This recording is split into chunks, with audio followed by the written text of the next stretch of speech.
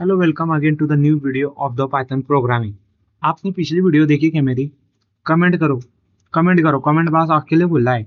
ये मैं उसी वीडियो के बाद बना रहा हूँ ये वीडियो, क्योंकि देखो ये बैकएंड में मेरा सब कुछ चल रहा है, ये वीडियो अपलोडिंग और या वही लिस्ट है, यानी वो वीडियो के बाद ही मैं वो चला रहा हूँ, तो उसमें कोई दिक्कत की बात नहीं है, ठीक है।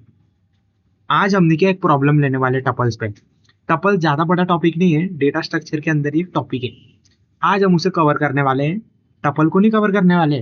टपल के अंदर एक सिंपल सा प्रॉब्लम है, उसे हम आज सॉल्व करने वाले हैं। हाँ, ये जो क्वेश्चन होने वाला है, ये जो पिछला वीडियो है उसके आधार पर बनाया जाने वाला है। अगर आपने पिछला वीडियो नहीं देखा है तो मैं आपसे विनती करता हूँ कि आप पिछला वीडियो देख लीजिए। अगर आप डायरेक्ट इस वीडियो पे आए हैं तो आपको ये नहीं समझेगा, मैं जो भी कर रहा हूँ आपको नहीं समझेगा, क्लैरिटी नहीं दे पाएगा ना, क्योंकि आपने पिछली वीडियो देखी नहीं है। तो आप पिछली वीडियो को देखिए, उसमें आप टपल पे मैंने स्वैपिंग कैसे की थी उसको अच्छे से देखिए, तभी आपको ये अच्छे से समझेगा। आज का जो हमारा प्रॉब्लम है वो है, एक मैंने बुक से उठाया है, मैं आपको एक बुक रिकमेंड करूंगा, Python programming by Reema Thareja. हाँ, ये अच्छी एक बुक है जिससे मैंने भी पढ़कर पाइथन प्रोग्रामिंग सीखी है। वहां पे आपको जो भी पाइथन के बिल्ट इन फंक्शन है, जो भी पाइथन के अंदर जितने भी कोड है, एकदम अच्छी से उसके प्रॉब्लम के साथ सॉल्यूशन, उसका एकदम अच्छी से डिस्क्रिप्शन, अच्छी से आउटपुट मैम ने आपको वहां पे प्रोवाइड करा है। तो मैं आपको सजेस्ट करता हूँ कि आप वहां से मेरी वीडियो को देखिए, या फिर अगर आप मेरी वीडियो को भी देखते हो तो इनडायरेक्टली आप वो बुक को पढ़ रहे हो, ठीक है, क्योंकि मैंने भी वहां से सीखा है। तो उसी का मैंने एक प्रॉब्लम उठाया है आज, और वो प्रॉब्लम है कि हमको यूजर से रेडियस लेनी है। प्रॉब्लम को अच्छे से सुनिए, मैं क्या बोल रहा हूँ। हमको यूजर से रेडियस लेनी है। रेडियस किसकी होती है? सर्कल की रेडियस होती है। हाँ, उस रेडियस के आधार पर हमको सर्कल की रेडियस और सर्कल का सरकमफेरेंस यूजर को निकाल के देने का है। समझ में आया ना आपको? हाँ, लेकिन अब हमको यहाँ पे फंक्शन लगाना है, फंक्शन। आप मेरे प्रॉब्लम को एक बार अच्छी से और सुनो। हमको यूजर से रेडियस लेना है एज ए इनपुट, उसके बाद हमको उसको रेडियस और सरकमफेरेंस देना है as a output using function. तो चलिए शुरू करते हैं हमारे आज के प्रोग्राम को। देखो फंक्शन लग रहा है, इसलिए मैं फंक्शन डेफ लिख देता हूँ, या फिर चलो ठीक है, मैं एक रेडियस लेता हूँ, इनपुट लेता हूँ, enter the radius of the circle. यहाँ पे डेफ बनाता हूँ और इसका नाम देता हूँ कैल। कैल यानी कि क्या? फंक्शन का नाम है। जो फंक्शन का नाम आप कुछ भी दो ना, उससे कुछ लेना देना नहीं है। इसमें एक वेरिएबल तो आपको लगने वाला है, डेट इज आर। मुझे क्या रिटर्न करना है? सर्कल का एरिया और सर्कल का सरकमफेरेंस। तो रिटर्न, अब आपने सीखा होगा कि सर्कल का जो एरिया रहता है वो कितना रहता है? पाई आर स्क्वायर ना। तो यानी 3.14 into R into R, comma, दो वैल्यू रिटर्न करनी है। ये तो हो गया रेडियस। सरकमफेरेंस, सरकमफेरेंस क्या रहता है? 2 पाई आर, 2 पाई आर, ये रहता सर्कल का सरकमफेरेंस। ये दो वैल्यू हमको यूजर को रिटर्न करनी है, area comma circumference equal to, देखते जाओ बस मैं कर क्या रहा हूं, फिर आपको समझेगा। Print area of circle, that is area of circumference, that is circumference. Area of the circle is 1, area of circle आया 3.14 और सरकमफेरेंस आया 6.28। अब आप सोचोगे कि ऐसा क्या किया, कैसे किया, क्यों किया? आपको इस वीडियो पे टिके रहिए, मैं आपको डिबगिंग के साथ समझाने की पूरी कोशिश करता हूं। आप बस इस वीडियो पे टिके रहिए। सबसे पहले ये जो ये लाइन ये एग्जीक्यूट हुई, enter the radius of circle, ठीक है। उसके बाद ये फंक्शन कॉल गया एज अ रेडियस। अब आप इस पार्ट पे ध्यान मत दो, माइंड में से ये पार्ट है जो मैंने सिलेक्ट किया है, एक सेकंड के लिए उसको दिमाग में से हटा दो, ठीक है। हटा दिया, आप उसको हटा दो, मैं यहाँ पे हाथ नहीं रख सकता हूँ, नहीं तो मैं आपको खुद ही विजुअली, आप बस इतना समझो कि जो सिलेक्टेड पार्ट है अभी मैंने उसको हटा दिया है। तो whenever function call, control jumps to the body of function. R में क्या वैल्यू रिटर्न हुई? आर में क्या वैल्यू रिटर्न हुई? रेडियस। रेडियस गया 1, ये वैल्यू क्या आएंगी? 3.14 इंटू 1 इंटू 1, डेट इज 1। और ये अब 3.14 कॉमा आर इंटू आर, यानी कि 3.14, ये 1 को किसके साथ भी मल्टीप्लाई करो तो आंसर वही आता है। तो 3.14 कॉमा 2 इंटू 3.14 इंटू 1 यानी 6.28। 2 इंटू 3.14 यानी 6.28।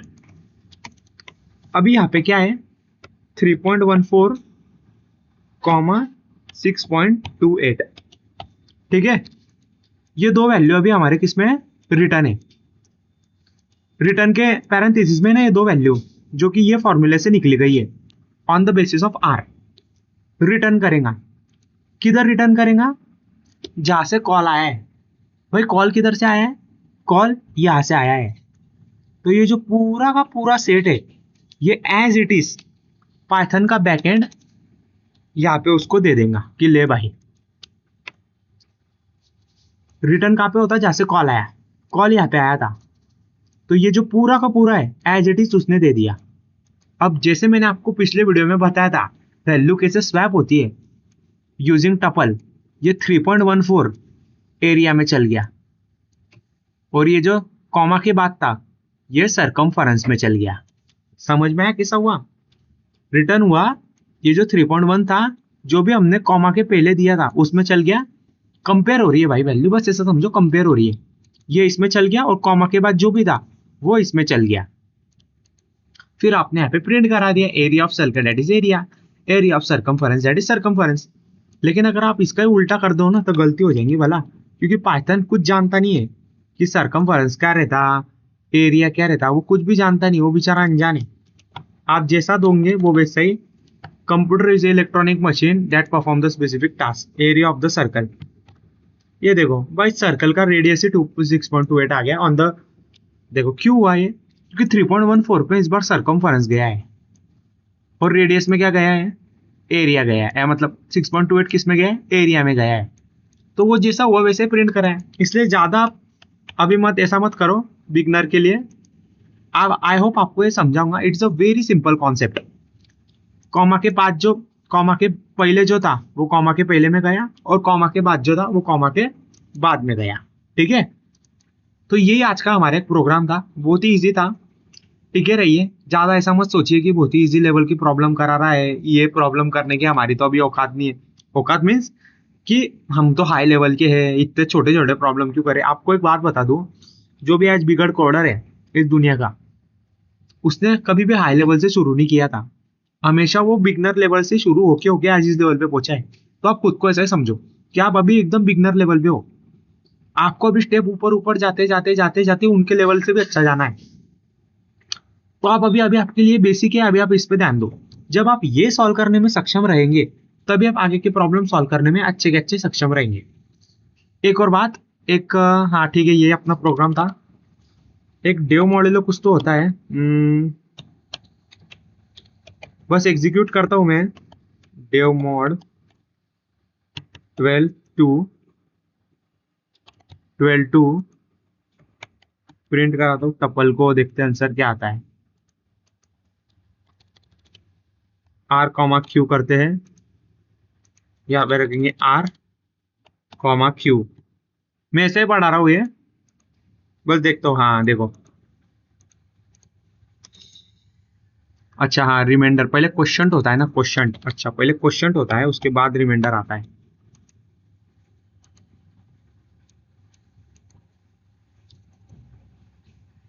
पहले क्वेश्चन होता है ना, पहले रिमाइंडर आया। देखो डिवाइडेड मॉड्यूलो, इसका मतलब क्या है कि 12 को 2 से डिवाइड करने पे, यानी कि 12 डिवाइड 2 करने पे रिमाइंडर 0 आता है, रिमाइंडर 0 आता है और क्वेश्चन आता है 6, क्वेश्चन आता है 6। तो उसको डायरेक्ट अगर मेरे को सॉल्व करना है तो ये फंक्शन प्रोवाइड करता है। इसमें जो कॉमा के बाद, कॉमा के बाद क्या आर, कॉमा के बाद आर है ना, इसमें हमेशा रिमाइंडर स्टोर होता है। देखो रिमाइंडर, और जो कॉमा के पहले उसमें क्वेश्चन होता है, ये देखो क्वेश्चन। तो आप ये बात याद में रखना, जब भी आप ये फंक्शन लगाओ, ऐसा मेरे दिमाग में आ गया, अचानक स्लाइड कर गया इसलिए मैंने आपको पढ़ा दिया। तो इक्वल टू करके ड्यू मॉड्यूलो लिखना, जिसमें आप इक्वल टू करोगे, इक्वल टू के पहले जो रहेगा, इक्वल टू के पहले ये था, उसमें हमेशा 2 वेरिएबल चाहिए, क्योंकि वो दोनों निकालता है, क्वेश्चन भी और रिमाइंडर भी। तो उनको स्टोर करने के लिए कुछ तो चाहिए ना, एक क्वेश्चन करेगा एक रिमाइंडर करेगा। तो जो पहला होता है कॉमा के पहले, उसमें हमेशा क्वेश्चन होता है स्टोर, और जो बाद में होता है उसमें रिमाइंडर होता है। अगर आप यहाँ पे कर दो रिमाइंडर, यहाँ पे कर दो क्वेश्चन, तो देखो इस बार क्वेश्चन 0 आ जाएगा। अच्छा ये सिंटैक्स एरर है, हाँ क्वेश्चन 0 है इस बार। आर की वैल्यू कितनी है 6, आर की वैल्यू 6 है, लेकिन 12 मॉड्यूलो 2 6 होता है क्या? नहीं, 12 मॉड्यूलो 2 0 होता है। तो इससे क्या समझ में आ रहा है, इससे क्या समझ में आ रहा है कि पहले क्या स्टोर होता है क्वेश्चन, उसके बाद रिमाइंडर। तो यही था गाइस आज का वीडियो। अगला जो क्वेश्चन है उसके लिए रेडी रहिए, प्रिपेयर रहिए। मिलते हैं अगले वीडियो में। कोई डाउट हो तो पूछिए, कोई डाउट हो तो पूछिए। पिछले वीडियो की वर्ड फाइल देखी क्या, कैसी लगी, अच्छी लगी क्या? कुछ करना है क्या उसमें चेंजेस? वैसे तो अभी ना चेंजेस होने वाले हैं, मतलब अभी वो इतना चेंजेस करने का टाइम नहीं। लेकिन अगर आपको कोई डाउट हो पिछले वीडियो में उस वर्ड फाइल के कोई प्रॉब्लम में, हाँ लेकिन मैं वीडियो बना सकता हूँ। आपको कोई डाउट हो उस पे, उस वर्ड फाइल के, तो मेरे को सिर्फ कमेंट बताइए, मैं उस पर वीडियो बनाने के लिए आपके लिए बैठा हूँ। और मैं पूरी की वीडियो आपके लिए उसके लिए वीडियो बनाऊंगा। तो ये वीडियो पसंद आई हो, इसमें कोई डाउट हो, तो आप कमेंट में मुझे बोलिए, मुझे शेयर करिए। मैं आपको वो डाउट समझाने की पूरी कोशिश करूंगा। Thank you so much for the watching. मिलते हैं अगले वीडियो में। रेडी रहिए, प्रिपेयर रहिए।